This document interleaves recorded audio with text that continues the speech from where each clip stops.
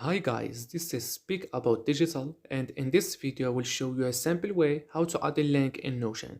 So this is like an easy and short tutorial. Adding a link in Notion is easy as it sounds. Just follow these simple steps. Open the page you want to add a link to, copy the link you want to add from your browser or whatever you have it showing, start typing some text on the Notion page and select a specific part where you want to insert a link. Take this sentence as an example. You can sign up on Gmail clicking here. Now, if we wanted to link a page with the instructional steps, we would select the here part of the sentence and wait for the text editor box to appear above the text line. In the text editor box, click on the link button. Then paste the link in the text box that appears. Hit enter on your keyboard or select link to web page to finish.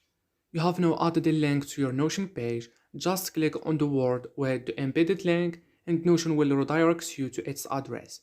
And that's it. So hopefully this video helped you out. If it did, you can click the like button, that helps a lot. Thank you and bye bye.